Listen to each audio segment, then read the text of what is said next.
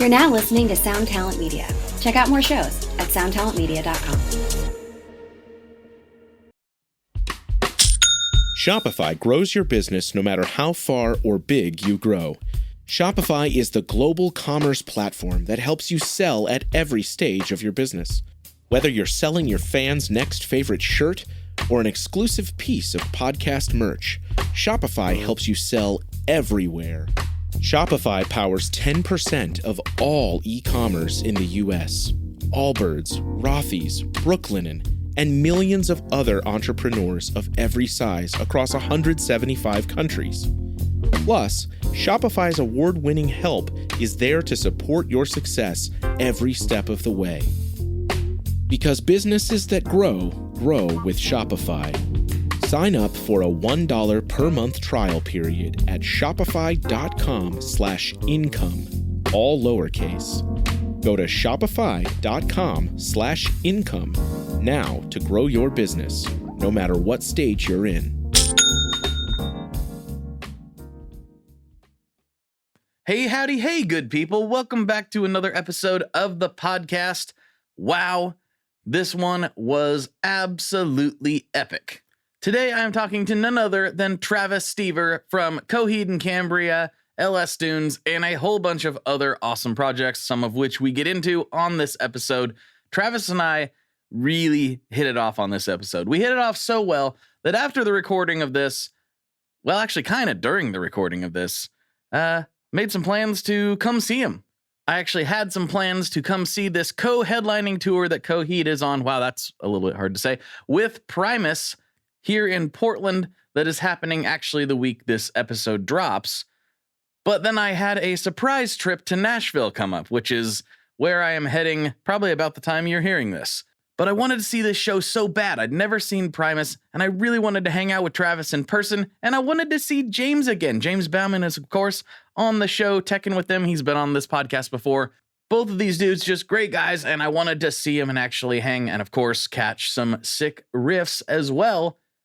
And my wonderful family scrambled together and made it happen because there was a Bend, Oregon date, which is just 3-ish hours, 3.5 hours or so away from me. And we booked an Airbnb. We went down, had a fantastic weekend, and Lynn and I went and hung out with the boys. So this is a post-hang, post-concert podcast as far as releases go, but the podcast itself was recorded a few weeks prior, so it's kind of a weird journey on this one. I'm literally recording this. I literally just got back home, pulled back in the driveway, threw the luggage out, and I'm recording this intro to get this episode out at an appropriate time for you tomorrow. So I think you're really going to like this one. There's actually some new music. Yeah, you heard that right. New music on this episode from Travis that I don't think has ever really been released before.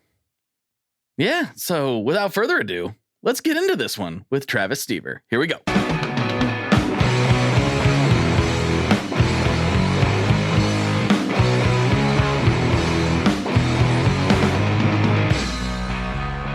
Hello, everyone. Welcome back to another episode of the Tone Mob Podcast, the show about guitar stuff occasionally, sometimes. I'm your host, Blake Weiland, and with me today, I have Travis Stever from Coheed and Cambria, L.S. Dunes, and probably a lot of other stuff that I'm not fully aware of because you're a busy man. I try and stay as busy as possible. Thanks for having me, Blake. Yeah, it's all the other stuff that I've gotten involved with is because it's like I finally have come to the conclusion that the way for me to stay sane is to stay busy. And the best way for me to stay busy is making music. I sometimes like to think of and it could happen where as long as I'm doing okay, because, being musicians, and you'll understand this, like the way to make a living if you're lucky enough to do so is touring, okay? Mm-hmm. So we tour so much, but when we do get home, I get restless and feel like if I'm not working on something musically, then I'm not working at all. And I've often thought, okay, if I'm financially okay, and I'm home for a couple of months at some point, and there's no recording going on or anything, which hasn't happened yet, but this is hypothetical. If it was happening, like, could I go down to my friend who owns the record store in town and be like, look, I would just like to be able to work here just because I want to be around music. Like, it could happen. Like, I could just be burnt. Like, there's so many different aspects in music. Like, it's hard because, like, there are certain people that have established themselves with podcasts and, like, where you have an audience and you have people. Like, I have friends that have worked so hard at it and they're good at it.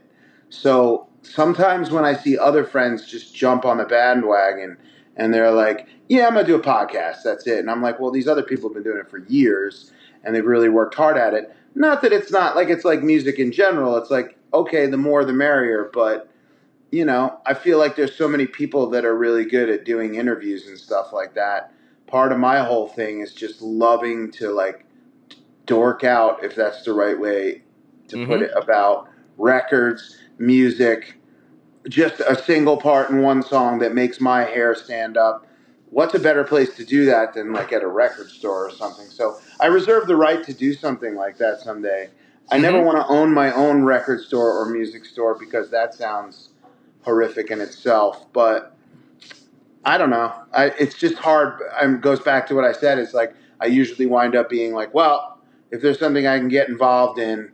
And it's never like I don't have these delusions that the thing that I'm getting involved in is going to be this other thing that's going to be fruitful, you know, like a fruitful money endeavor or something like that. It's really to stay busy and make music. Like, we're lucky as musicians if we get that out of anything we do, you know? Yeah. So. Yeah. Well, and I get it too, where I don't know, for me, I've had moments where I'm like, wow, it's rare and it hasn't happened in a long time where I'm like, oh, yeah, I got a week where I don't have a lot scheduled. I don't really have to do anything. So I'm not going to, in my brain, I'm like, I'm going to take this time and just relax, not worry about working of any sort, really. And I get about a day and a half to 2 days into that, and it's like, nope, got to do something. And Yeah. I don't know what that is, but I don't know that, you know, people talk about retiring and all that, and I totally understand that, especially at the jobs I used to work, but I just don't see actual retirement in my future until I'm just physically incapable of doing anything. Yeah. I mean, because it's part of our life. I mean, even just sitting here talking about music, talking about, like, guitars and gear and stuff like that, like, that's just what we do. Like, I'll sit and discuss, like, you know, which album's better by which artist, you know, till the sun comes up, just because that's what I love. Like, you know, if I had the chance to be able to discuss those things for a living, why would you ever stop doing it?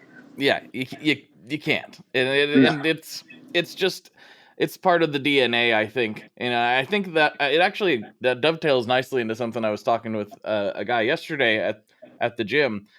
He, you know, sometimes at gyms you'll see the same person there because they kind of go at the same time as you, and you kind of give them a head nod, or maybe you spot each other once in a while or whatever, but you, like, don't know their name for like a year because you never really you don't really talk to them.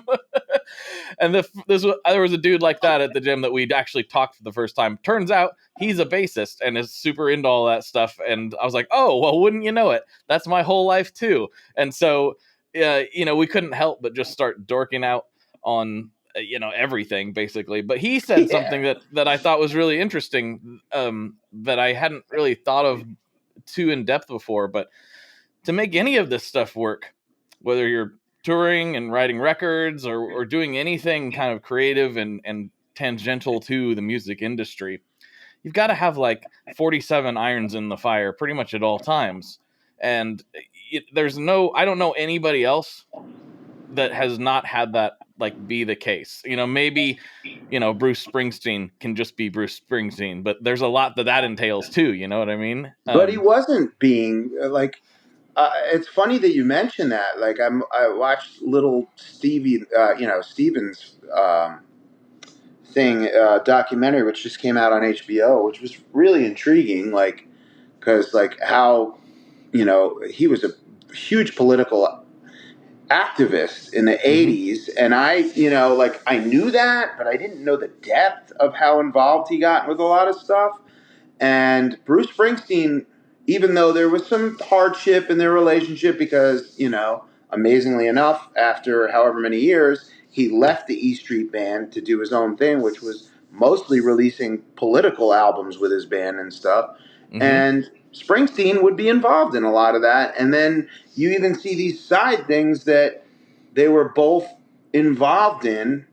And you're like, and I mean, it just blew my mind even to think that those first 3 Springsteen records, and I knew this before, but really thinking about it because he was playing with them by then, and they did stuff with the Southside Johnny and they did stuff together on these other projects, and he didn't even play on those first 3 records. On Born to Run, he helped him write horn sections for 10th Avenue Freeze Out, which made the song. Let's face it, like that song wouldn't have been anything without those horn arrangements and how they go, but he didn't even play guitar on it. It was all Bruce Springsteen. So it's Right. like when you find these things out, like it's interesting. I could constantly be precious in my life about, especially being in a band like Coheed and Cambria, where the main songwriter is such an incredible guitar player.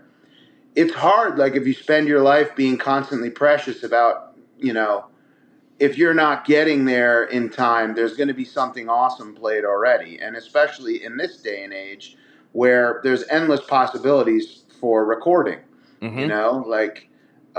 most of the people I know, I don't now, but most of the people I know have beautiful studio spaces like you have behind you, and like what you need now, and so therefore, how can you expect to, like, I'm a collaborator. I love collaborating with people, but you've also got to understand your position sometimes. It's like at 45, I finally understand that even with working with any musicians I respect, let's put L.S. Dunes in there. Like, if depending on who the song comes from, like, let's say Frank has a bunch of guitars written for a song, and the chorus already has a lead on it, like, and it works perfectly. You're not going to change that just because you're like, I want it to be me, Right.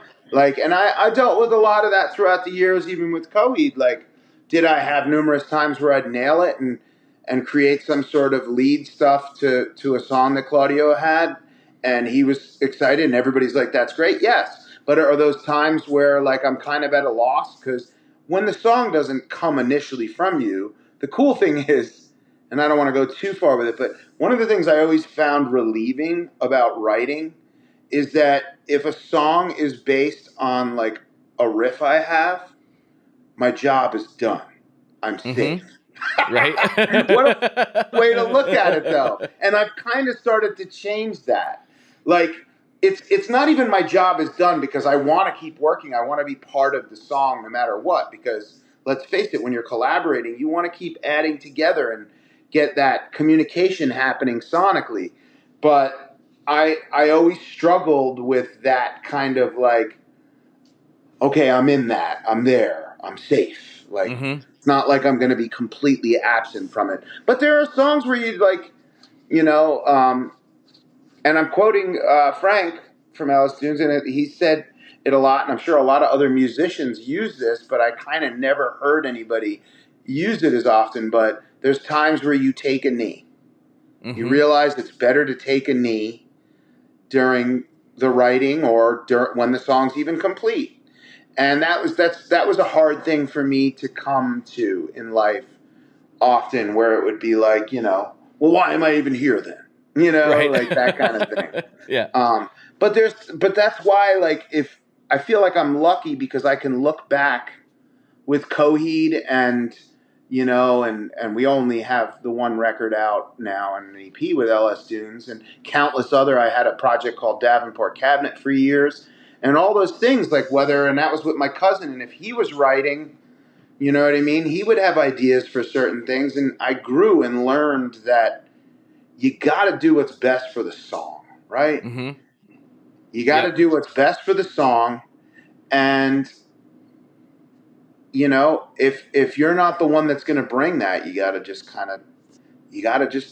take the knee. Yeah, take the knee, serve the song. You know, that's what another way I've heard it said. Like, just serve the song, just do what the song needs. Because Yeah. we always want to have the sickest riff or the coolest part or the whatever. That's like a little bit of our ego, working in there. But It's in there, yeah. sometimes it's not necessary. Sometimes it makes the song worse than Yeah. which we hate to admit to ourselves, but it's true. So yeah, take a knee. That's a great way to phrase it. And since we're down this track, actually, and I'm sure you've gotten this question a bunch of times, what does the writing process look like for LS Dunes versus Coheed? Is it the same? Is it different? No, what's it like for you? It's very different in the sense that, Coheed from the get-go has always been Claudio coming with a skeleton of a song. There have been songs where if he likes a riff that I have, and we'll build on that, and and he's gonna end up writing the song to that, like, and it could be, a song like we had a song called 10 Speed, okay, and I'll use that as an example because it was one of the more known Coheed songs, and so all I had was like what intros the song, like, and it's I wish I had a guitar, because if you don't know the song, then it doesn't make any difference. But he added a harmony above that. That became the verse. And really, in actuality, that was a jam that we were doing on tour. And the band, we all kind of looked at each other and we were like, this is cool. But we had a verse, right? And so then he came up with a chorus lick. And then I think we kind of did the bridge together in like a rehearsal. And then he wrote all the vocals and stuff and made it, a song. So those have happened. But for the most part, there's, and there's a few songs like that for sure, because we grew up playing together and we do have that kind of communication where, and that's my favorite times when we build songs like that. But more often it's going to be that Claudio has, it used to be a skeleton of a song on acoustic, and, sky was kind of the limit as to how we were going to get together as a band and arrange that. But as time, passed, and and studio equipment and gear was easier to acquire, and endless tracks became more of a, it would become kind of like, no, this is more what I was thinking for the song. And that goes back to what we were talking about before. Sometimes you get protective of that and like, oh man, I want to be able to write more. But, and he definitely, there have been things that as a band we've like worked out more and stuff, but it's more starting with him no matter what, or no matter what, he is the gatekeeper of what it's going to be, because it's, that doesn't take away. It's interesting being in LS Dunes and all the other projects I've done. That doesn't take away from how it becomes like my, actually at 45 also, I've looked back on, I don't know how many albums it is. I think it's 10, I don't know, 11. But I mean, like, if I were to look at that, like, there's plenty of my DNA, which sounds nasty, but there's plenty of what I want to represent me all over the place in there. And some of that, I've finally come to the conclusion, is just in our friendship and what we've been together as basically musical fighters, because we've had to swim upstream a lot of times. We've had to fight a lot of hardships to keep Coheed and Cambria above water, and you kind of have to be proud about that. Like, I guess I'm in a place right now, we're about to go on tour, and I'm proud of that. But the difference with writing for LS Dunes, songs come from all over the place. Some of them, a majority of them on Past Lives even, like, started with bass lines. Tim Payne was very instrumental in the beginnings of what I saw, kind of what I described about if I had a riff and Claudio was going to build on that. Well, Tim had bass lines, and we would all build on those bass lines. But the same goes for either Frank having a guitar part or me having a guitar part. There's a couple of things that even started on drums. Like, it was like Tucker had a beat. So, which was intriguing at the time, because we were sending things back and forth via email and text. and that was Past Lives. The newest stuff that we have I've been working on, and I'm not going to hold back. I don't have dates. I couldn't be more excited about the record, but this was basically us getting together. We had a lot of it worked out and demoed out, but a lot of it was us in the studio together and working out the songs, arranging them together. We did a whole process that I haven't done in a long time with the new L.S. Dunes record. But still, all the songs came from different places. And Anthony, too. I mean, a song like 2022 was a song he had, and it was a song he had, and he wanted to hear it. And it was before we decided to be L.S. Dunes, I think. He said, I want to hear this song. Or we said, here's your song back on LSD. And it was all over the place. I think that's even before we decided on the name LS Dunes. Yeah. But we said, here's your song back on LS Dunes on LSD. And he loved it. And, it's basically we each have ideas and none of them get denied. But we have developed a band sound so that no matter where it comes from, especially with Anthony's voice on top of it, it has an LS Dunes sound. Oh, yeah. But the new record, I think, is really going to excite people because it's all over the map in the sense of, like, it's the sound, but I think that we've kind of, like, become the band. Well, I think it's surprising. We've become the band that we're supposed to be sonically and together, but at the same time, we didn't even know what that is. And I think that this album represents that. I think Past Lives was like, kind of like just us stepping into the water. And this is us like basically jumping full in. And, with the Coheed record that we had been working on for quite some time, I think that it's like all over the place in the sense of like musically expressing what Claudio's feeling, but what's cool about it is I get the chance to adapt to that, every one of us, whether it's Josh, Zach, or whoever, to adapt to that and try and, it's almost like you get to put on that costume to fit into that song. And then all of a sudden you figure out that a part of that vibe, whatever that song is, lived in you anyway, because I'm sure that you're the same way. Like I'm if you could look at my record collection, there's no like complete theme of, oh, this guy just really loves this type of music. No, it's not that way. Like you have the Willie Nelson shirt on. Like, I mean, I have plenty of Willie Nelson records that are just as important to me as the Minutemen records. I have plenty of, Sabbath records that are just important to me as the Leonard Cohen records. I almost said Coheed records. Yeah, as the Leonard Cohen records. But it's and the same goes for everybody else in both those bands and anything I've been a part of. Like I in hardcore bands, and none of them really even listen to hardcore very much. Well, they love it. They grew up in it, but they listen. They come around, and it's funny. Oftentimes you're like, especially with dudes that I know that grew up in the New York hardcore scene and stuff like that, they listen to a lot of hip hop and reggae. And that makes sense, which I love. I'm a massive fan of like a lot of reggae and hip hop, but I like country music just as much, old country music. Yes. George Jones, Waylon Jennings, stuff like that. Like,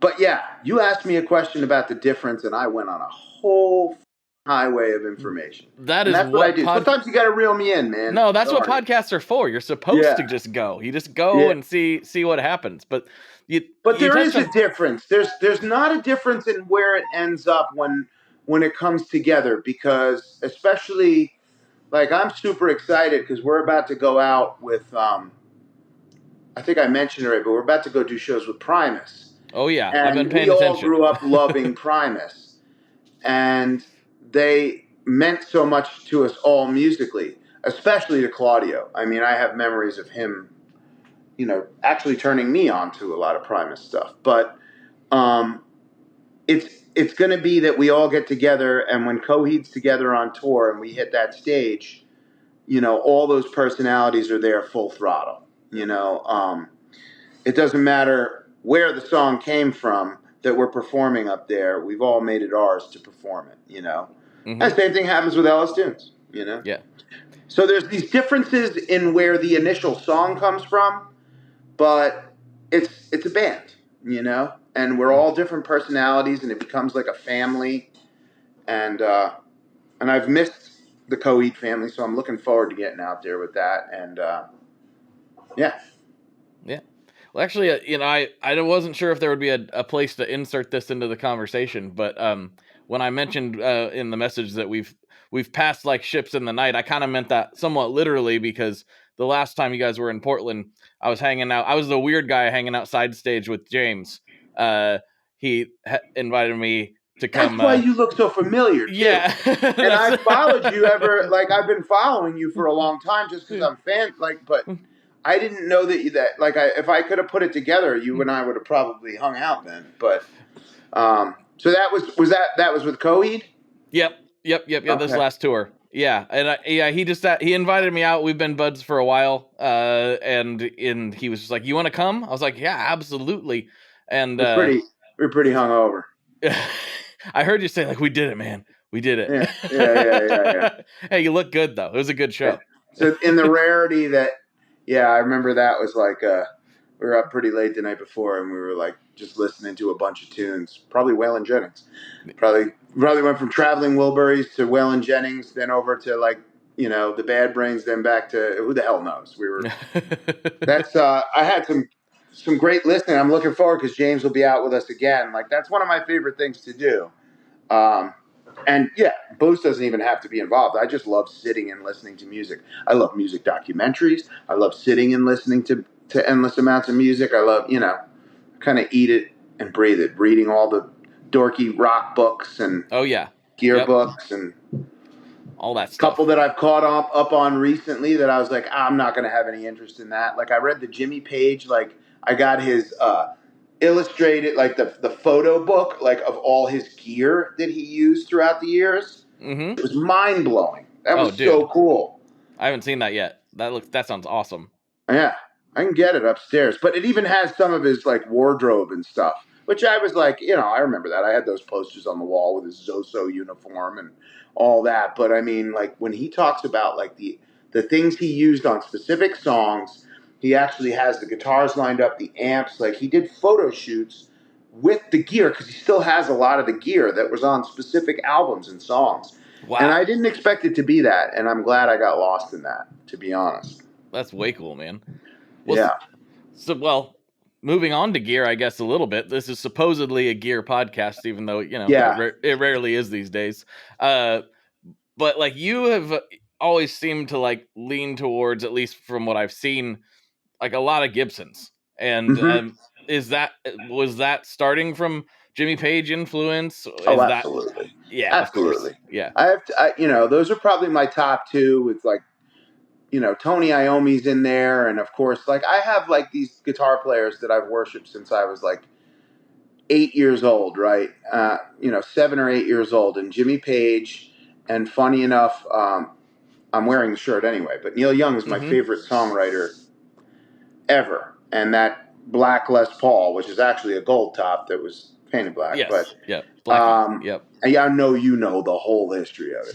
But yeah, those were the two people that at a young age, and I didn't have it. I had like heavy metal guitars and this and that at first, and then I had this really guitar. I think that was first, and then I had an Ibanez, and then but I finally got a Les Paul Studio Light. That was a piece of. I got it from Robbie's Music, and my dad.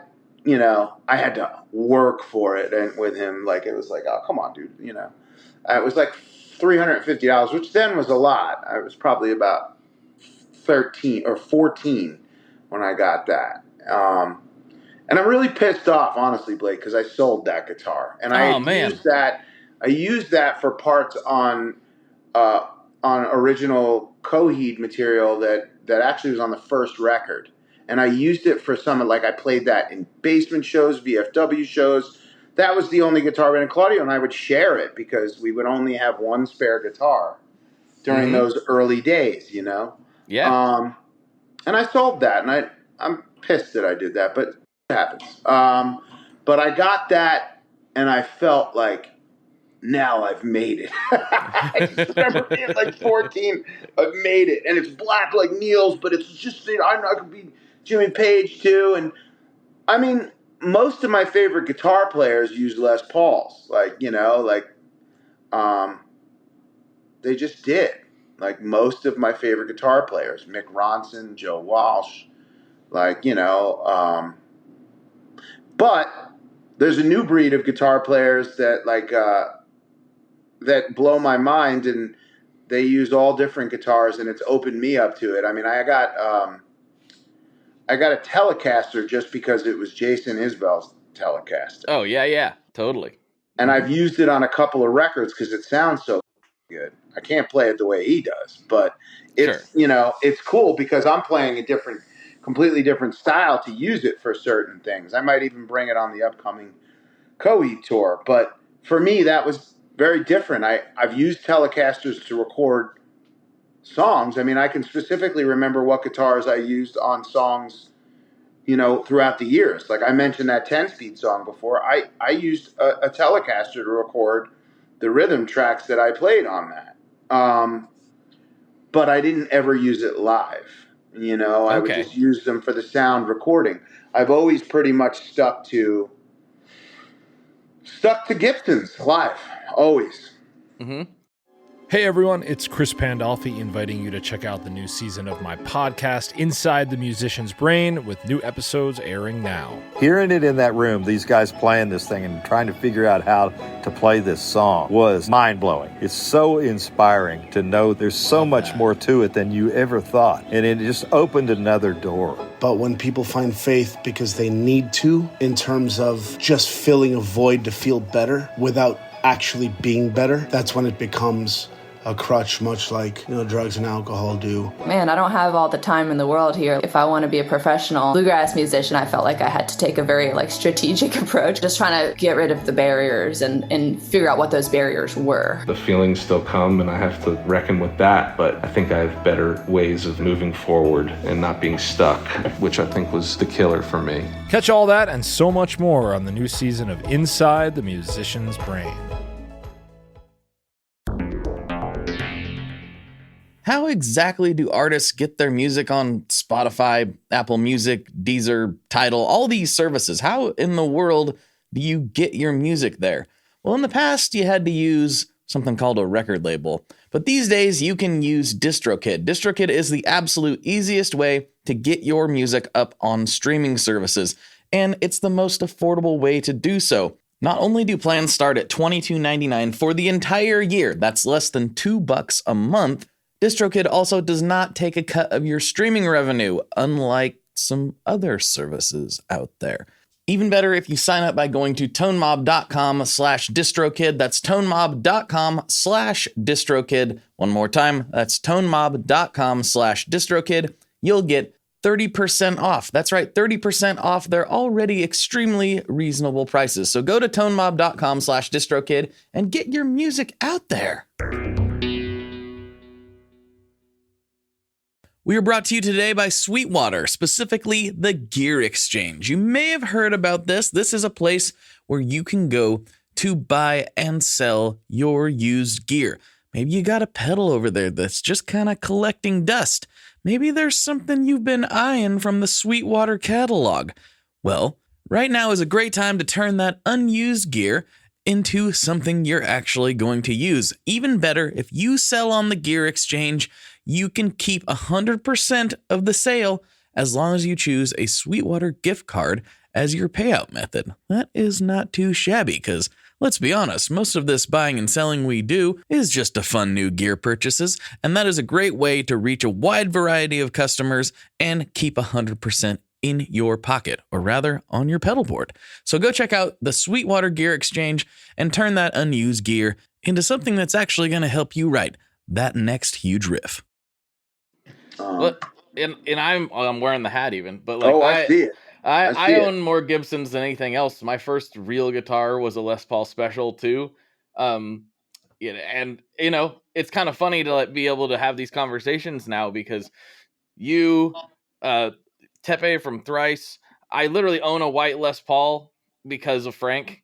I saw him smash one in a video and as a kid, and I was like, you guys aren't that much older than me, but it was just the right age, right, for that to be really influential. And it was just like, oh, I want that so bad. And my whole life, and then I saw a bunch of hardcore guys, and of course then found Randy Rhoads using the white Les Paul Custom and all that. Everyone thinks it's Randy Rhoads. Like, oh, you got it because of Randy Rhoads. Like, actually, I got it because of Frank.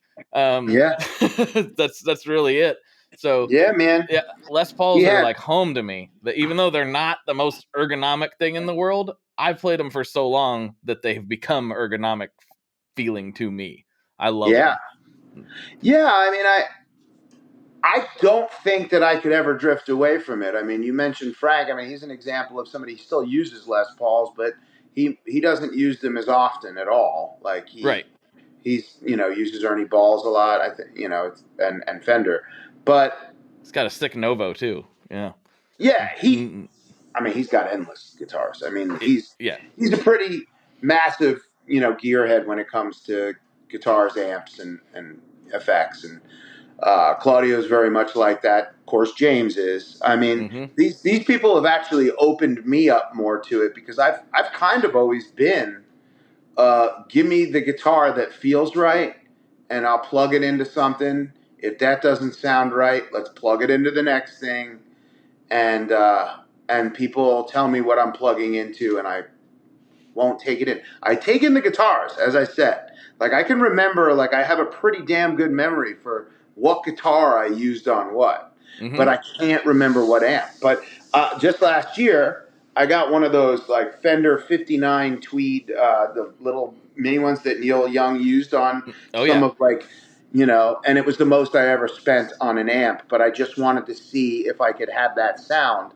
And I used it on Old Wounds, which was a song that L.S. Tunes released. Yes. And it sounded incredible. Mission accomplished. Now I have that thing, and if I want that sound, I know where I can get it.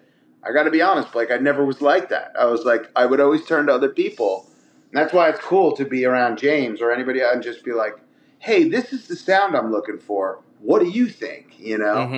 But maybe I'm growing up a little bit, and I'll be able to understand what I need on my own a little more. I don't know. It's a deep, dark rabbit hole. Once you get like in it, like I remember being more where you are with it, and it was just like I plugged into like my first tube amp, and I was like, what is this? This is so different. I didn't realize that this was going to be such a thing, and now here I am. It's dangerous. Surrounded you got to be careful. Amps. You got to be careful. It gets dangerous. But it's so rewarding, I think, to know what you're looking for and to be able to achieve it. Other than like I want that sound and I have no idea how to get there. It's frustrating. You're trying to write with something in particular in mind, and you're trying to create with something in particular that you want it to achieve, and you can't do it because you don't know how to do it, especially as a kid.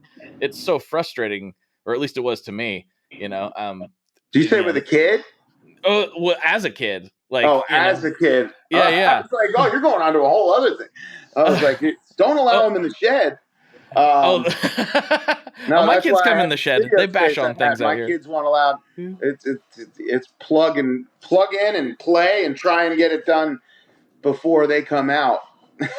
That's what it is to try and record in this house. But I believe. But yeah, as a kid, like I just remember, like it was. Sometimes it was an overwhelming playground. It still is to me. It's an overwhelming playground, sonic playground, to figure out what sounds good. And sometimes I just don't think I know. I think I'm just more of a melody person. And I look to other people to say, hey, this is the melody. What do you think the right tone is? I've been that way a lot of my life. I think the thing I have to offer is is some sort of melody or some sort of like idea in the arrangement or something that takes the song up a little bit or helps it, and I need somebody else to say, yeah, but you're going to want a memory man, and you're going to want, and it's going to really bring this out in the part. And I'll say, okay, let's do it. That's the one thing is I've never had like the ego, okay, so I could be like, man, I really want to get on this song because I'm a fan of it, and I want to have my stamp on it, or I know what this song needs, and then I'm upset if I don't get that. But what basically I've never had a hard time with is saying, if you think that I got something cool here, help me to see it through. I'm, like I said before, I like collaborating. Mm-hmm. I like having somebody else. I don't get protective, even if I have a song. Like, even if I have a song that has lyrics and everything, I've never been that protective of somebody saying, I don't think you should say that there. I don't think that you should play that there. Okay. What do you think? Because I think I'm safe, like I said before. Hey, I'm already part of this. Yeah. I think that my contribution is so much part of this now that you can't remove it. So let's go forward. What do you think? So I'm down to edit it. Yeah. Let's fine. cut it up, paste it. I don't give a. Let's just go forward. Let's make it happen. Well, you said something crucial there, though, and you look to others to get the tone, and you come up with the parts and the melody. The thing is, the tone doesn't matter if you don't have the parts and the melody. Oh, I know. So who cares? At the end of the day, you have to have that. Can't that tone and that tone and that sound can sure trash a part. That's what's interesting, man. Is like you can have something that is going to work so well for a song, and if it's not the right sound. I've stood there in the studio and known. I've been on the control room floor, or the live room, sitting there going like, no, I know this will work, and everybody being like, yo, dude, it sounds so out. But I've had somebody come to my rescue and say, well, maybe you shouldn't be playing it with so much overdrive. Maybe it should be a cleaner sound, and let's try it with some delay. Try this reverb pedal, and then all of a sudden everybody's like, oh, I couldn't hear it without this part now. Yeah. And it's like, oh, thank you for helping me because I couldn't. All I knew was that there was something that would work here, but I didn't know how to see it through. Mm-hmm. So that's why that stuff is so important. And at 45, I'm trying to understand it more. Yeah.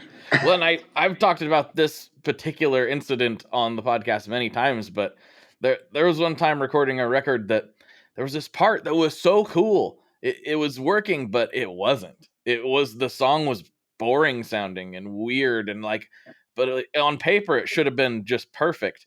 And so I was just listening to what was missing, and I said, all right, let's try something. And I grabbed a telly, bridge pickup, so I can't remember what overdrive pedal, into a Fender amp, and just cranked the treble, and everything was just spiky, and it sounded terrible, like terrible on its own. And then we recorded it, layered it in the mix, and it freezing a little worked. It all came out in the wash, which I was not expecting it to be that terrible on its own and work that well in the mix.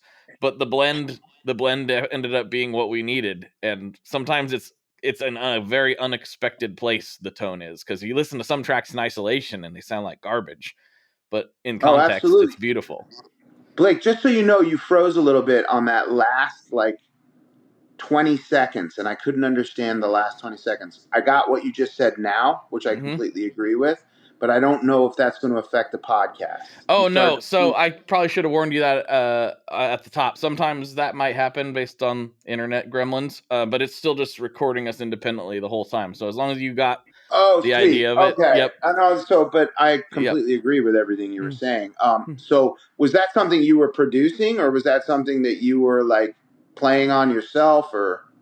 It was. I was playing on it myself, but also it was a pretty collaborative production effort. There was, the drummer was technically what we labeled as the producer for that project.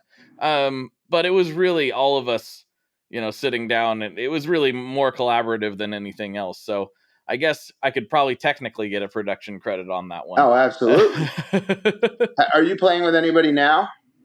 No, I haven't had a band in a long time. I did my first solo record during the pandemic, which was I did that in 2021. Can you And forward that to me? Yeah, forward it to me. yeah, I'd love absolutely. to hear. Yeah. Yeah. It's kind of, I mean, that dovetails into something you were talking about earlier where, you know, a lot of the hardcore guys listening to reggae and rap and things like that. I listen to a lot of punk and hardcore and country and stuff like that. People have heard me talk about my influences, you know, all day. I've had a lot of them on this podcast. But this sounds like very explosions in the sky kind of cinematic Oh, things. hell yeah. And that's I don't know where it came from. All I knew is I'd been doing the gear stuff for so long, and I still like doing demos, and I wanted to do more demos, and I'm always going to do demos to show people what some of this stuff can do. But I got kind of tired of gear for gear's sake, and Yeah, not of for. course. I was like, why did you get into all of this in the first place? Got into it because you love music and you love Yeah. making songs. So I said, forget about the gear that you need to showcase. You just need to come out here every night, plug in whatever you feel like plugging in with no regard for what it is. Just like, hey, that thing's speaking to me right now. And I was coming up with these crazy huge effects chains going to 2 or 3 different amps. And it was just the wildest thing. And I didn't care what I was using. It was just more like, hey, that thing's speaking to me right now. I'm plugging it in. That thing's speaking to me too. All right, here we go. And I would just come up with this stuff and record it.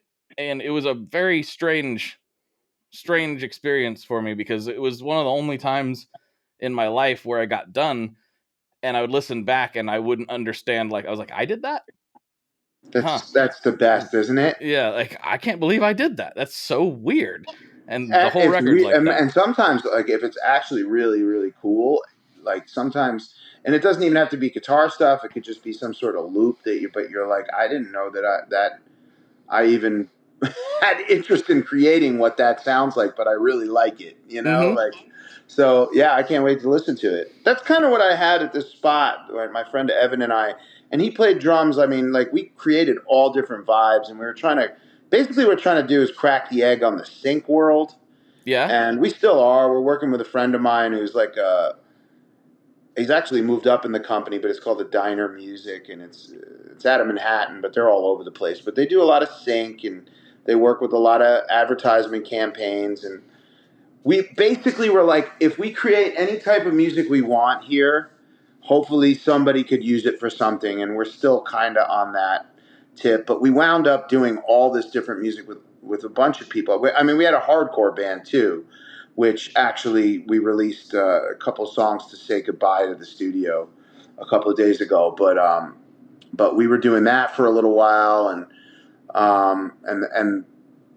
so that band Zero Trust would record there during the pandemic. Like, when we got this space, it was like 2 weeks after we got everything in there that we were standing around and we're recording like stuff for that band, and we found out Tom Hanks had COVID, you know, and it was like, oh, that means everybody's got it, you know, right? like Tom's got it, everybody's got it. Yeah.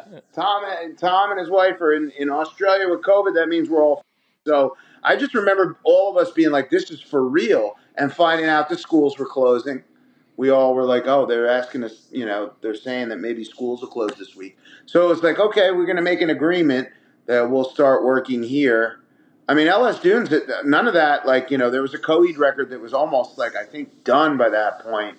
And so we started in on that Zero Trust stuff, and then that kind of like started to wind down, and L.S. Dunes came into my life, and we still were dealing, like, because if you think about it, that first year was like, maybe we're going to work again, maybe we're not going to work again, and maybe we're going to, you know, and then it turned into like, it ain't happening still for a while, you know? I remember that first summer where festivals were starting again, but then they were getting canceled. And I'd say like maybe a few months before that was when it had been like 8 or 9 months into the pandemic when it became like, all right, well, we're still going to be sitting on our ass for another winter. And thank God L.S. Dunes came into my life. Thank God Tucker, you know, because I met with Tucker to do like a cover band kind of thing before that. Like, it was a fun thing, but you know, it was cool that he thought of me and that Frank wanted to be involved. And everybody, Tim, Anthony. But so that How was did like, it actually happen, though? I actually haven't heard the full story from anybody. I've just bits and pieces. How did it actually happen? well, our friend and had hit us up. A mutual friend of ours hit us up and was like, and actually he's the manager of Thursday, still, our friend Paul, and he had said, hey, Tucker was like interested in, and I had talked to Tucker. I don't know. How it really happened? It wasn't just that he did that. It was that we did the Thursday signals thing. And we had all already opened dialogue, me, Frank, Tucker, and Tim, about starting to send stuff back and forth. We agreed that if it sucked, that it would be all good. We didn't have to do it. But that winter, we got together for the signals thing, and we had all sent each other one, which became a song called Antibodies, which, kind of like I described before, I just had a bunch of riffs, and it was kind of arranged, but everybody added their stuff. And Frank had an idea, and we all added our stuff to it, and, kind of arranged it a little more, and it was like, oh, okay, we have something here. And then we all saw each other at the Signals thing for Thursday. I think it was Signals 2. They did like 3 of those during the pandemic when you couldn't have shows. Mm-hmm. So we saw them, and that was probably about 8 or 9 months into the pandemic, and we all saw each other winter of 2021, I think. It was like fall, winter of 2021. I could be wrong with these dates. That was a blur that whole time, I'm sure, for you too. Oh, yeah. But we all saw each other and we were like, no, this is something we got to keep doing. And so the Signals 2 thing really brought it together, the Thursday Signals 2. And we completed a few more demos of just music, via email and all that. And then we were like, all right, well, we want somebody to sing on this. And Tucker kind of tricked Anthony. He said it was some friends of his from up the street. And he said, just add some vocals. And he added vocals to that song, Antibodies, what would become Antibodies. And we were like, this is it. We got a band, let's just keep working on this, and once it was all done and we had an album, we were like, this is too important. Like, this sounds good. We have a band that we now need to, this music is too good for us to just say, let's throw it out there and that's it. So we wanted to continue and work on it more and more. And now we have another record. And I think it's incredible. And I think that everybody does. And, I guess we all say that about everything. Somebody will say, well, what's the best Coheed record? Oh, the one we haven't released yet. It's like, well, what's the best L.S. Dunes record? Oh, this record is the best thing we've ever done. That's what you got to do. But I think most musicians, and you probably feel the same way. You really feel that way because you got a charge in it. You've moved on to something else. I think that's why a lot of our favorite artists are constantly saying, and we are constantly saying, no, I don't want to recreate the same thing because I'm not going to have that charge. It's not going to have that feeling of like, this is like the best thing that I've done. Like, if you have that, then you're able to go out and promote it and feel good about it. And, if you just created something to try and to appeal to everybody else, it's not going to feel that good. And I'm proud to be in bands that don't do that, Yeah. That's the story. That's the whole story of L.S. Dunes. But I still had this space in Nyack, which we're leaving, and my friend Evan and I were always creating different music. And I honestly, realistically, right now, I'm in 2 bands, which is more than enough. Like, I'm in Coheed and I'm in L.S. Dunes. But I'm not in anything else that would be touring or anything like that. And that was the perfect, and I don't want to be, and that was the perfect thing to do down there and to continue to do if I find a new space or get a house is, like you said, just go in and like what you did, just create and not worry about what it's supposed to be for. Just do it for fun, and maybe it'll land somewhere. Who knows? I mean, I did do something with a friend of mine who's an incredible singer-songwriter, Soren Song, and we did this like Americana thing. Oh, nice. And actually, I'll forward it to you after, and you might like it. Yeah. Hell, I don't know how we're going to even release that. So, and I try and forward it to like people that, like, whoever's working for either band that I'm in, whether it's L.S. Dunes or for Coheed, they are concerned with those bands getting their records out. So you got me coming along and going, hey, I got this Americana thing, and I'm really proud of it. Do you think you could help me? They're like, dude, get out of here. We're trying to work on these other things you're doing. So I don't even know how we're going to release this thing, but it's cool. I don't know if you ever play songs on the podcast, but maybe you play one of the songs on here. I released my whole first record on the podcast, actually. Well, I mean, maybe I'll send it to you, and if you felt like playing a song in between this, there's one song that I like really, and judging by some of the stuff you like too, maybe you'll like it. I mean, it's like one of the songs is straight up like stand-up bass, guitar, piano. It's very Americana based. The other one's a little more. They're all Americana songs, straight up. Like it's very different for me what I did, and I recorded a lot of it in that studio.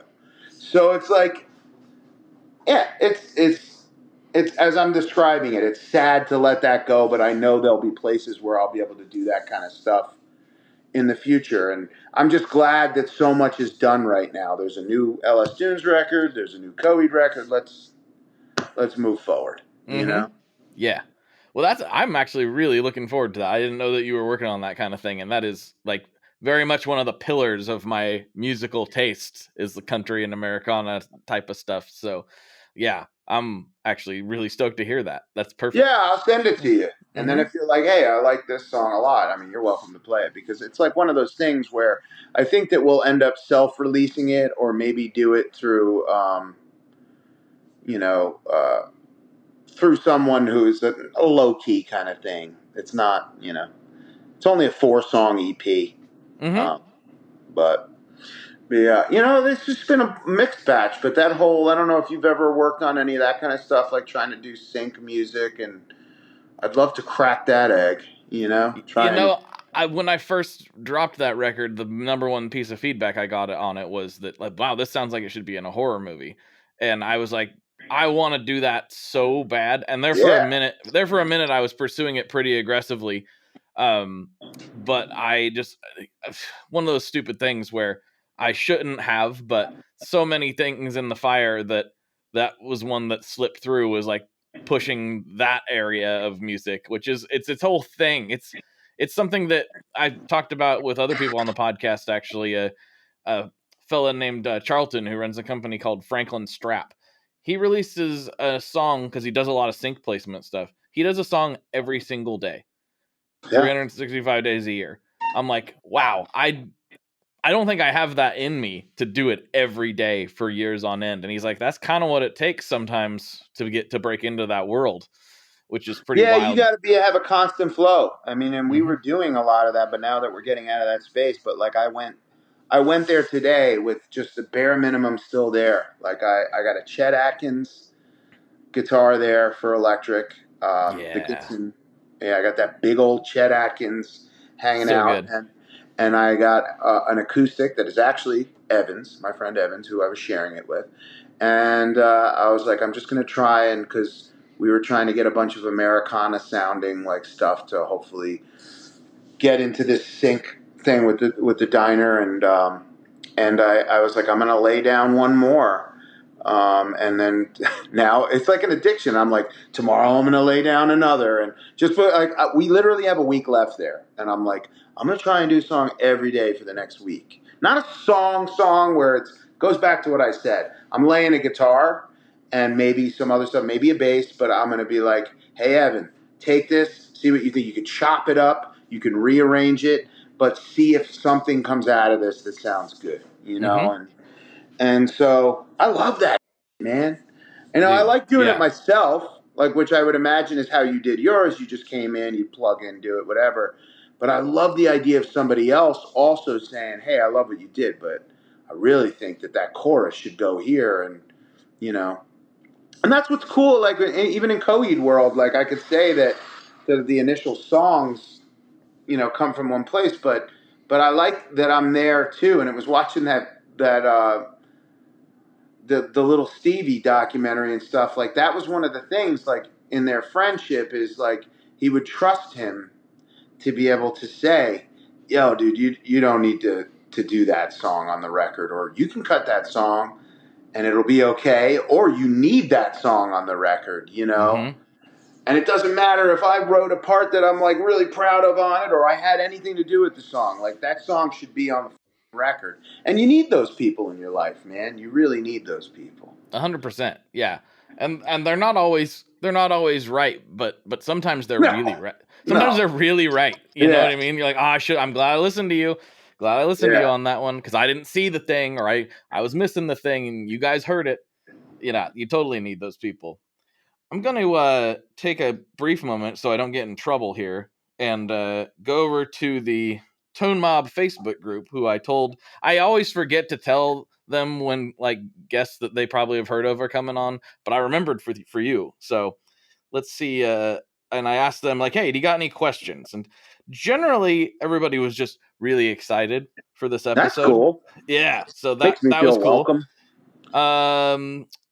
We kind of touched on this more in a songwriting capacity, and you hinted at it a little bit here and there over the conversation. But Matt Dewson, he asks, what is his and Frank's approach to two guitar parts, and how does it differ from Coheed? We kind of talked about the songwriting part of it, but like, is there a difference when playing live? I don't know if you want to elaborate on that a little bit. I mean, the approach is different. In the sense of how it's coming about, which I described. You know, there's guitar approaches which is not something that Claudio and I haven't done, but like I said, we don't do it as often because generally he's going to have the song. Okay. Yeah. But with Frank and myself, there have been songs built where, you know, I have a verse riff and I'm like, I just have this right now. And he writes like a chorus riff, you know, or progression, or even a bridge that goes, and everything goes back to whatever that verse was. And then we build the song out of that. And one of us is going to end up laying some leads. It turns into like, you know, basically who adapts which part and how the song, we do it very organically. We don't dissect it too much. Okay. But it's very song by song based. And quite honestly, with Coheed, it's song by song based with that kind of stuff too.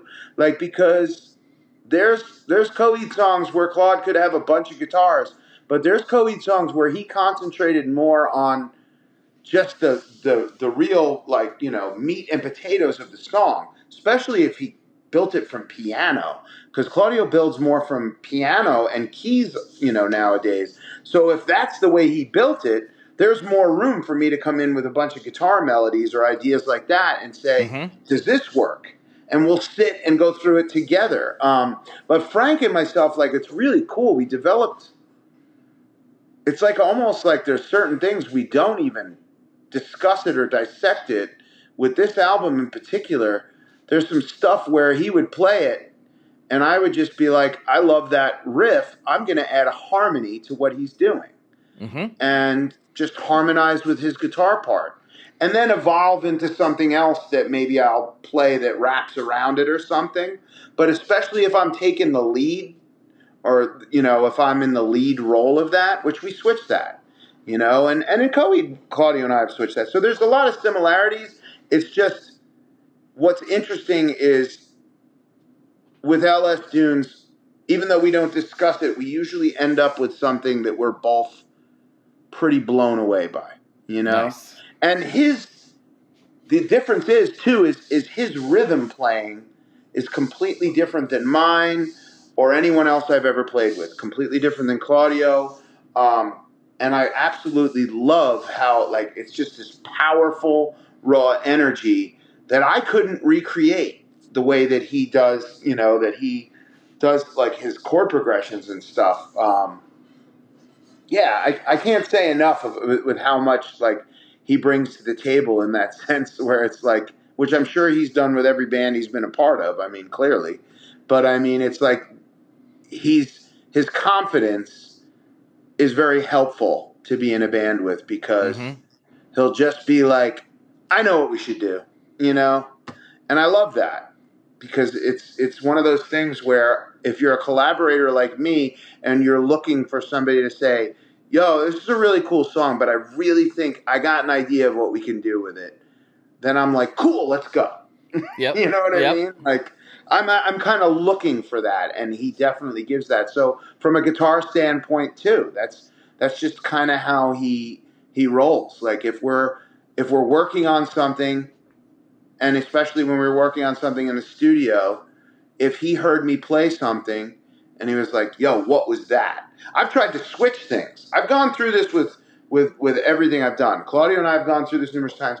I doubt a lot. So I'll have like a lead riff or something, and I'll be playing it, and I'll have it on demos, and I've been playing it for however long the song's kind of been in its infant state, and then it comes to recording it, and I will finally be like, well, I never really liked what I was doing there, so I've switched it to this. And people will go, why are you going to switch that?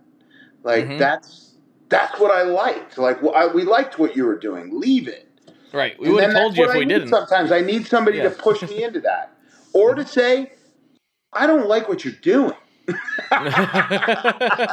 Tell me. And it's like, all right, let's sit and think about it.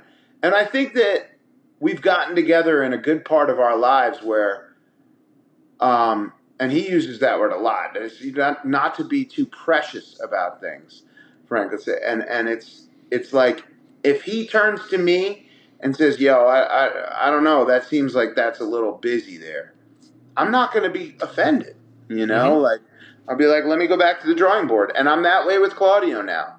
Like, I think because we grew up together and there's that, like, you know, big brother kind of thing, and it would be like, well, you know, but I don't have that as much anymore. If it's like, I don't think that sounds good here, I think that takes away from the vocal or this and that, I'll say, all right, well, let me work on it more. Let's work on it together. Let's see what works. Mm-hmm. And, yeah, I just feel like growing up to be like a person that serves the song, as you said, is, you know, it's kind of always what I was meant to do more.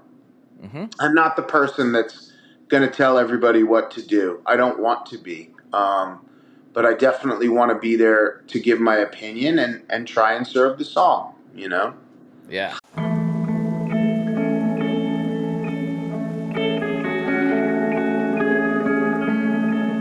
Hello there. I'd like to introduce you to your new best friend, the Chase Bliss Audio Lossy. Lossy is a collaboration between Chase Bliss and Goodhertz. And it's meant to give you some control over those weird digital artifacts that come with very compressed audio. You're hearing it right now. All the changes that are taking place are strictly coming from my playing dynamics. I'm just interacting with the pedal and letting it do its thing. In some true stereo goodness. If you'd like some more details about Lossy, I'd invite you to head over to chaseblinssaudio.com. I think you're going to like what you find. Hey, this is Steve Choi, host of the Musicians Guild podcast, part of the Sound Talent Media podcast network. Within the four walls of the Musicians Guild, we'll be discussing the habits, idiosyncrasies, experiences, and general psychology of my friends and peers, all involved with music in various capacities. Listen and subscribe at soundtalentmedia.com. Hey, what's up? My name's Lurk, and I'm the host of Lambgoat's Van Flip podcast. Every week, I have in-depth conversations with bands from all over the scene, big and small. We also like to keep our finger on the pulse and showcase up-and-coming bands on the show as well. So come check out Lambgoat's Van Flip podcast. I love that. All right, let's see what else we got in here. There's a lot of, like I said, it's kind of a longer thread, but a lot of it is, dude, that's awesome.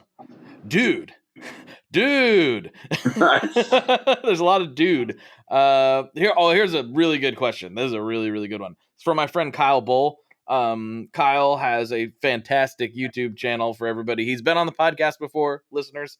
Kyle's got a great YouTube channel. The probably the biggest high gain amp nerd I've ever met. The dude really knows more about high gain amps than I even knew was possible to know. Nice.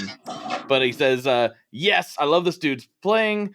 Coheed and Cambria is one of my favorite bands. I have amp nerd questions. On the video for Welcome Home, they have what appear to be unbadged Bogner Uber shawls. Is that what was used on the recording of this? No, I used the JCM 800 for Okay, Welcome there you go. Home. All right. We were using Bogner's live at that time. Got it. I used a Marshall for the sound on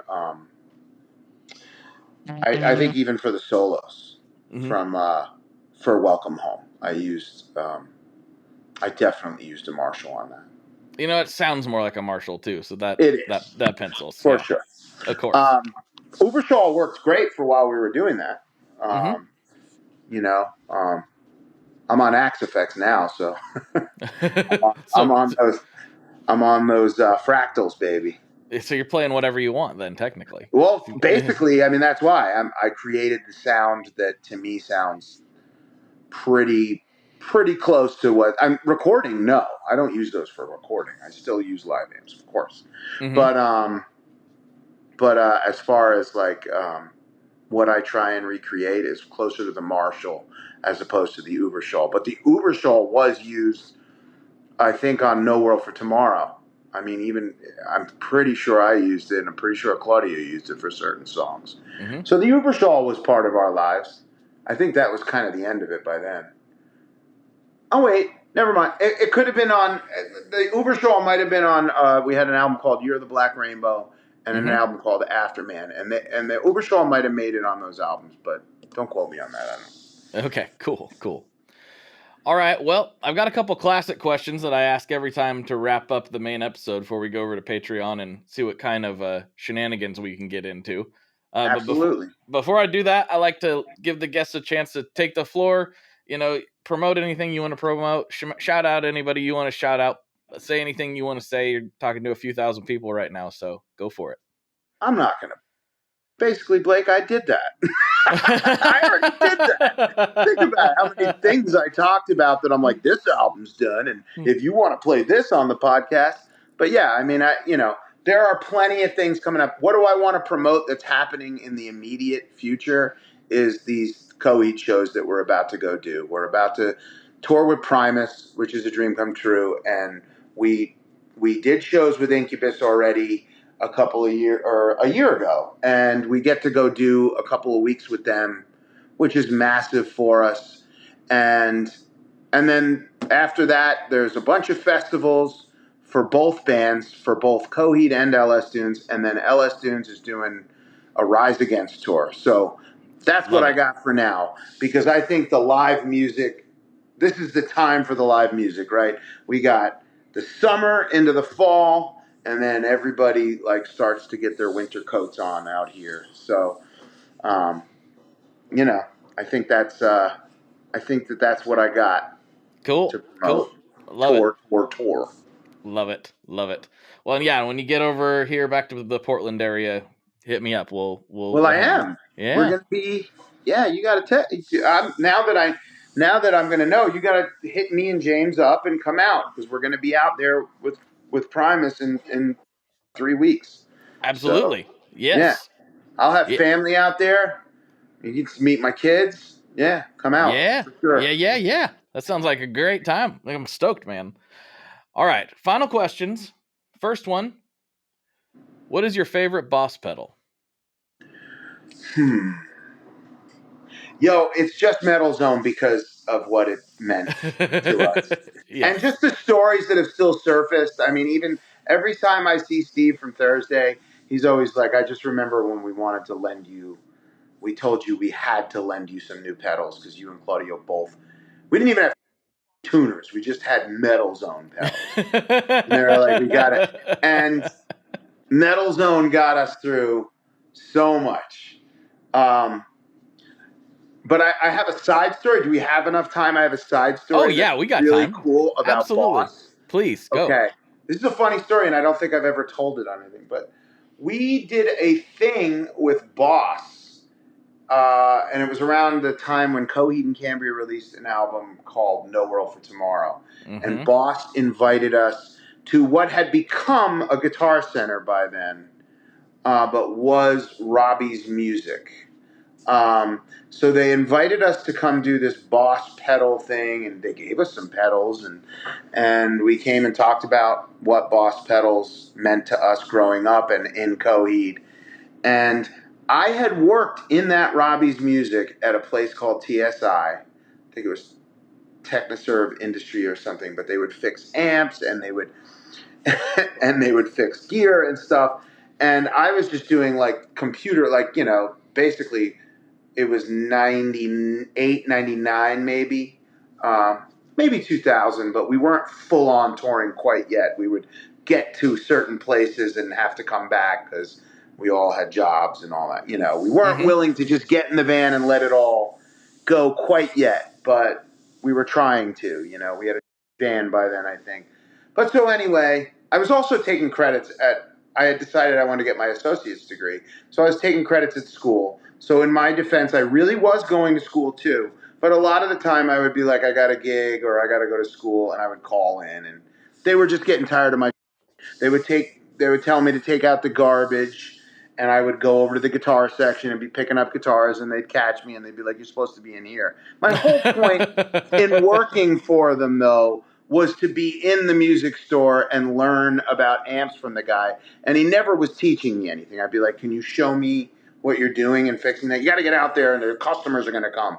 And he wasn't very nice, okay? So whatever, but I tried to. So one day he fired me. Okay. And I was like, okay, there's nothing I could do. No. And I'm going to walk you out. And I was like, why? I'm fine. I'm not going to like go postal and go all over. I don't know if that's an appropriate thing to say anymore. Go postal. I don't know. Yeah. All right. Edit that. But I'm not going to go crazy and start beating people up and destroying the store on the way out. You don't have to walk me out. And this dude walked me out and like was telling, you know, made it a scene, you know? And then I was there, 5 years later doing the Boss thing. And some of the people remembered me. And the place in the back, nobody was there. And I was like, do the same people still own it? They're like, yeah, they're here once in a while. I was like, yeah, tell them I was here. Win. It was a win. That is a win. They talked about, and some of the people were like, oh, wow, like that guy got fired here 5 years ago. Dude, I don't know if I've told this story on the podcast. It's somewhat related, but I was working at a Caterpillar dealer back in the day. About 2000, would have been probably 2008, 2009. That must have been interesting. It was sucked. Yeah. But a lot of listeners know this, but me and my dad restored an old Camaro, and it's like my baby. So I had just happened to drive that car to work that day, and they, you know, brought me in, and they were like, "Hey, yeah, the company sold, the dealership sold to a different dealer, and we're going to lay off you and a bunch of other people." And I'm like, "Oh, that's great. Okay. I'm sure glad I put in all this time here and, you know, was told promises that then never came true and yada, yada, long story." But it was really awkward because like I was pretty good friends with all the coworkers. We had a good rapport, and I had my little work area and like my toolbox and all that stuff. And they same. He's like, "Well, we have to walk you out." I was like, can I go say goodbye to my coworkers? Because I might not see them. Like, we don't really talk to each other outside of this. And this was like pre-social media being a big deal, you know, type of thing. I'm like, I'm probably never going to see these people again. So I'd like to tell them goodbye. Like, no, you can't. I was like, what? I was like, same. I'm like, I'm not going to do anything. Like I'm not same experience. Yeah, I'm not going to. Insulting. So like they walked me. I collected what I could collect. I had to come back for my toolbox later with a truck because it was too big for my car. But man, on the way out of there, I was like, you know what? Whatever. And I just laid the fattest strip of rubber when I was leaving that place. Just sideways out of it, and just I'm out of here. Yeah. And I called my wife. I was like, I got laid off, and I was like. But I wasn't mad, really. I was like kind of happy because I hated it, but I was mad that they wouldn't let me say goodbye to people. Anyway, same thing. I got walked out, and it's embarrassing. It's like you don't have to do that Like unless like it's somebody that had anger, I never did anything. That's the thing. I never did anything at all. Like it was It's very almost like a authority thing to be like, see, this is Yep. what can happen. This is, But so anyway, boss Yeah. pedals represent that to me too. Victory. Victory. Yeah. Boss like pedals equal just victory. like your peel out. That's right. Me coming back to do a boss pedal guest appearance was my peel out. That's right. 5 years later. I love that. I love it. That's great. Yeah. All right. Final question. What is your favorite kind of pizza? Okay. I think it's switched. My wife, some people might be like, ugh. My wife and I have been getting mushroom and onion pizza. Like mushroom and on a plain pie. Mm-hmm. I mean, we're not talking like a pizza company because, right? But like there's... Well, as specific as you want to get. I can get pretty nerdy about it. Dude, there's this pizza there's a place called Posa Posa that's here in Rockland County where I live. It's in Nanuet, New York. And they have a stuffed slice called the Roman slice. Oh. Okay?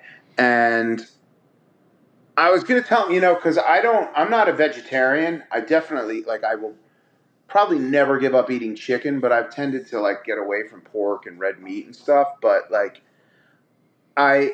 I will make I will make every excuse possible to say, it's okay for this slice of pizza, but it's like potatoes, sausage, pepperoni,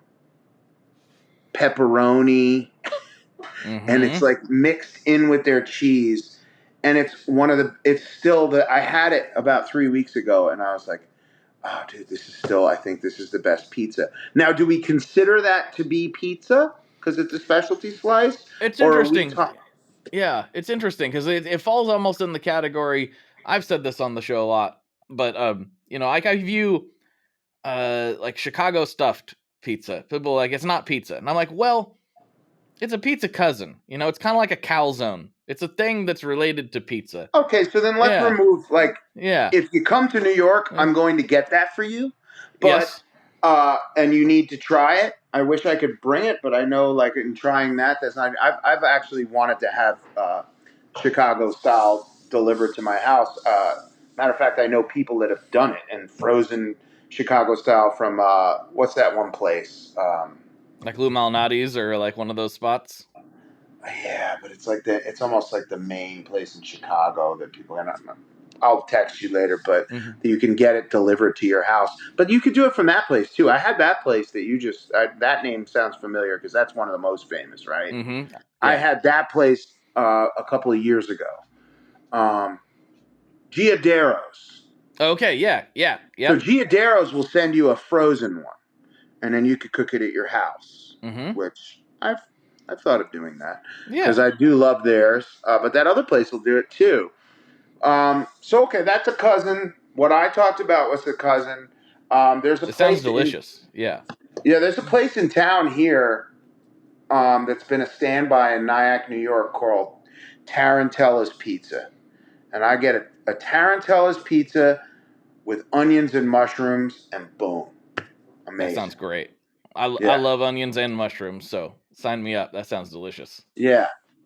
It's hard, man, because sometimes I even like canned mushrooms. Sometimes my wife loves that they're fresh, and I used to, and I don't know if you remember this, but I used to actually order onion and mushrooms, and I would see right away that they were canned and be stoked.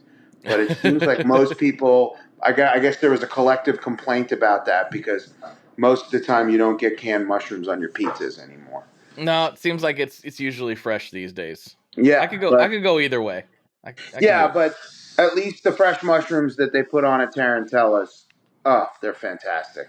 And I love a good white pizza slice too, and they have good white pies there. And it's probably not quite pizza, but they have a salad slice where it's just like a salad on top of it with mozzarella cheese, and it's amazing. So Tarantella's Pizza here in town is it's been here since I was a little kid, and it has its off nights, but Basically, Sure. you're ordering the best pizza around. Perfect. Well, everybody, I'm sure there will be some other questions coming in the Facebook group after we've already recorded. So sorry, that's just how it goes sometimes. Sorry, it's the internet. We can't all see everything all the time. But dude, thank you so much for hanging out. This was really a blast. This is a great episode. I'm really excited to get it out there. And hell yeah, man. Yeah. I hope it wasn't. I know I can go on tangents, but I enjoyed talking. So yeah, I enjoyed having you. Thank you so much. We'll see what kind of shenanigans we can get into on Patreon. So how does that work now? Do I sign out and sign back on, or Nope, you just hang out. I'll hit the stop button and we'll just roll over and it'll get this uploaded and then move on. So yeah. Beautiful. All right, everybody. For Travis, this is Blake, and as always, folks, good luck and good tones. Okay, I wasn't really sure where to pop this in, so it seems like as good a place as any to just do it right here. Travis gave me permission, as you heard, to share some of his Americana stuff that he did with Soren Song. As far as I know, this has not came out anywhere yet, so this is pretty freaking cool. This song is called The End, To Be Continued by Soren Song and Travis Stever off of the EP The Nyack Chapter, and hey, let's get it out there. This is my favorite off the EP. I think you're going to like it a lot. Here we go right here.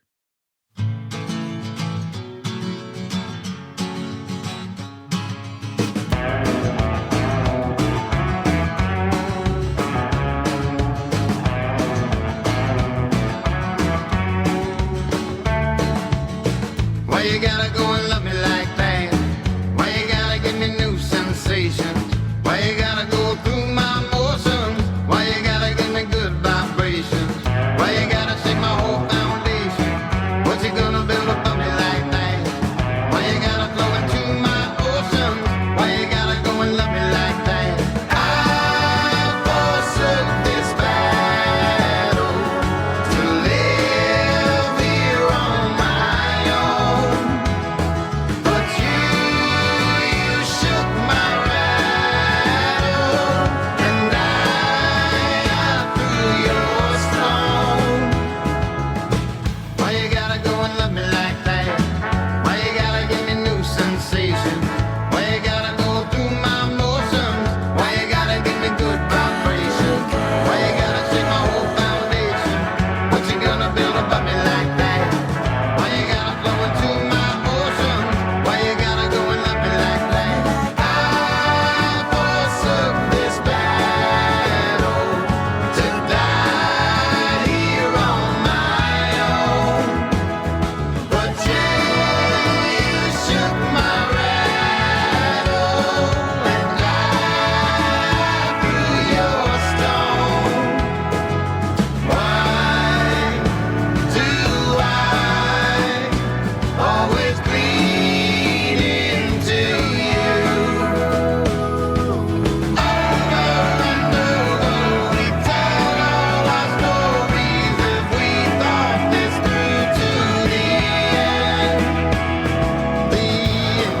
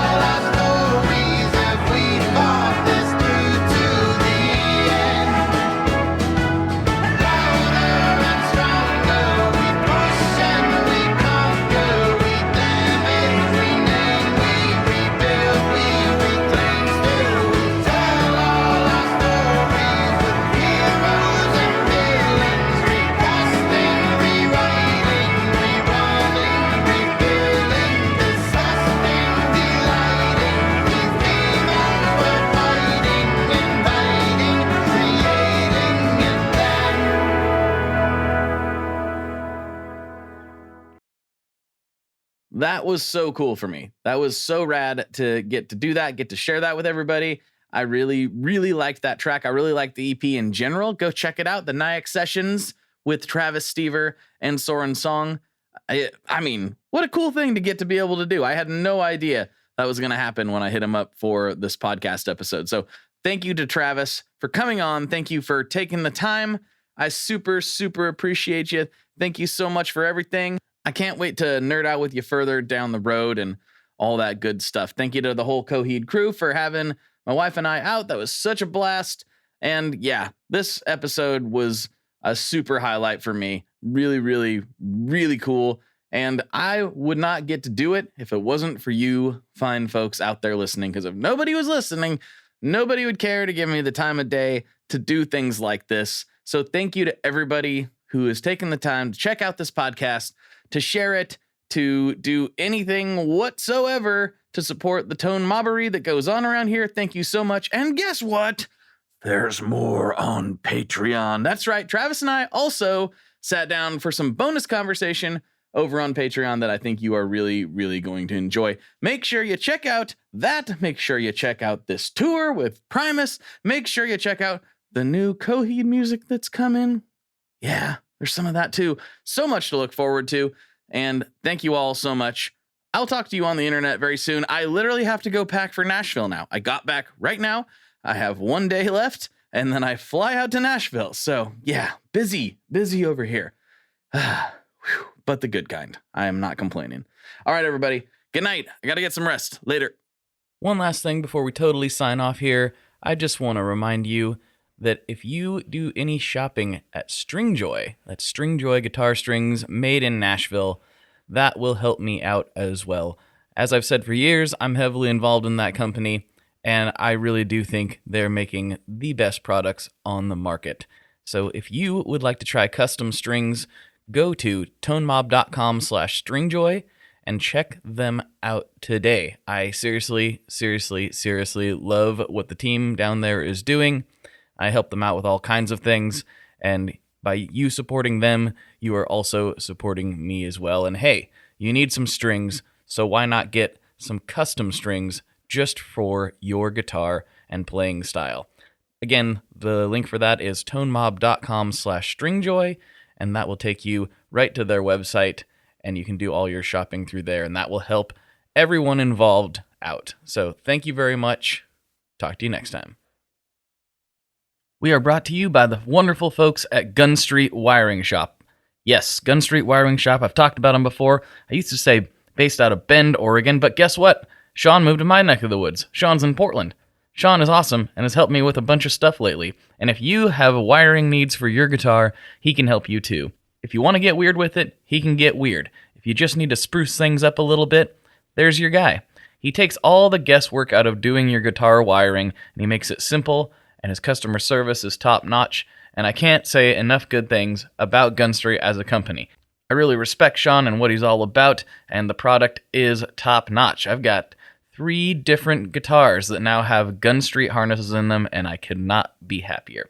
So go to gunstreetwiringshop.com and check them out.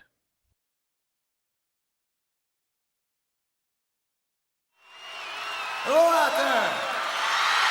Hi, I'm Hal Schwartz. And I'm Flynn McLean. We want to tell you about our podcast, None But the Brave, which is dedicated to taking a deep dive into the work of Bruce Springsteen. We're currently in our 5th season. Our latest episodes focus heavily on Bruce's 2024 tour and have featured such guests as Anthony Castrovince from MLB Network and Barstool's Kirk Minahan. We're also covering the 40th anniversary of Bruce's biggest record, Born in the USA. And as part of that, coming up this week, Uprock's cultural critic Stephen Hyden returns to the show for a fascinating hour-long conversation about his new book, There Was Nothing You Could Do, Bruce Springsteen's Born in the USA and the End of the Heartland. To listen, you can go to our website, mbtbpodcast.com, or subscribe on your preferred podcasting platform. We hope to see you further on up the road. Thank you so much. We'll be seeing you. Welcome to us talking about our podcast for a minute. What's the name of that podcast? That's Axe to Grind, and right now you're going to be getting a little taste of it, right down to the shaky microphone and all. And my name's Bob. And my name's Patrick, and usually we're joined by Tom. Tom's the best. Tom has a real grown-up job that requires him to be at work, but we talk about decidedly not so grown-up things like hardcore music and things that people that like hardcore music tend to like. So that could be the latest shows, revisiting classic material, talking about the new classics, all the little dorm room nonsense that you imagine from niche music podcasts that you either love, want to love, or hate. Yeah, imagine all the emotions that you have towards a genre that has impacted your life, and then condense them down to an hour to 2 hours a week.